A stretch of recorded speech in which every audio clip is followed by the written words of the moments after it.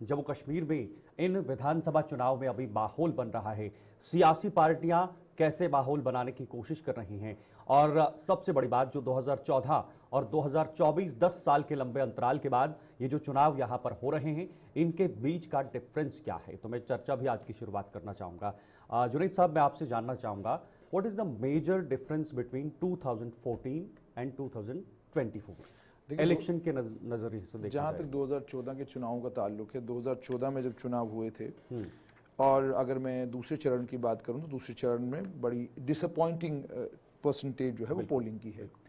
लेकिन अगर आंकड़ों पे चले जाएं हम तो हमको लगता है कि नहीं, जितना वोटर पार्टिसिपेशन साल 2014 में था उतना वोटर पार्टिसिपेशन आज नहीं है।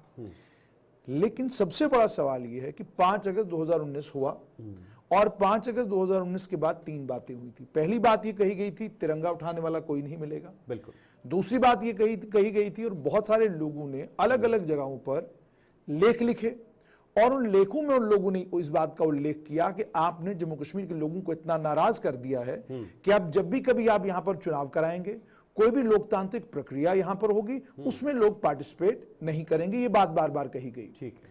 तीसरी बात ये कही गई कि जनाब आपने जम्मू कश्मीर के लोगों का दिल तोड़ा है, आपने 370 हटाया है। 370 हालांकि हटा नहीं, उसको अमेंड किया है, स्पेशल स्टेटस जम्मू कश्मीर का छीना है। इसके नतीजे में अब लोग आपसे गुस्सा होंगे, लोग आपसे नाराज होंगे। सारी बातें हुई। जब ये सारी बातें हुई तो ये साल 2019 में बातें हो रही थी और ये लेख लिखने वाले लोग साल 2022 तक ये सारे लेख लिख रहे थे। लेकिन साल 2024 में हम क्या देख रहे हैं? हम ये देख रहे हैं कि 10 साल के बाद चुनाव हो रहे हैं। चुनावों को लेकर आज भी वो लोग जिन्होंने तब लेख लिखे थे कि लोग नाराज हैं, लोग गुस्से में हैं, आज भी वो लोग फेसबुक के ऊपर अपना स्टेटस डालते हैं और उस स्टेटस में कहते हैं गुस्से का वोट है। ठीक है। ये सारी बातें वो करते हैं।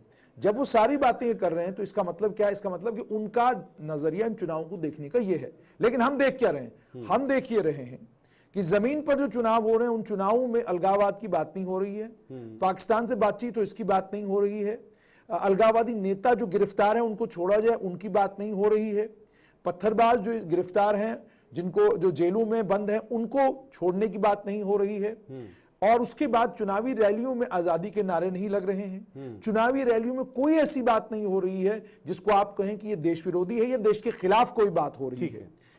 जो अलगाववाद के साथ किसी भी तरीके से संबंध रखते थे वो नेता भी आज अगर आप अलग अलग जगहों पर रैलियों को संबोधित कर रहे हैं, चुनाव अभियान में जुटे हुए हैं, तो उनका सारा फोकस चुनाव अभियान के ऊपर है, चुनाव जीतने के ऊपर है। उनका फोकस उन बातों के ऊपर नहीं है जिन बातों के ऊपर उनका एक समय में फोकस हुआ करता था। अब इसका क्या मतलब है? इसका मतलब यह है कि 10 सालों में यह परिवर्तन आया है और 5 अगस्त 2019 के बाद यह बहुत बड़ा परिवर्तन आया है कि वही जम्मू कश्मीर है, उसी जम्मू कश्मीर के लोग हैं, वही घाटी है, वही वागूरा है, वही क्रीडी है, वही बारामुल्ला है, वही श्रीनगर है, सब जगह सारी जगहें वही हैं, लोग भी वही हैं। लेकिन पिक्चर बदली हुई ये है कि अब वो बातें जम्मू कश्मीर में खास तौर पे घाटी में नहीं हो रही हैं जो बातें अक्सर घाटी में हुआ करती हैं। पाकिस्तानी नमक, सब्ज रुमाल, ये सारी बातें घाटी में सुनने को क्या ये पूरा चुनाव 370 के इर्द गिर्द घूम रहा है?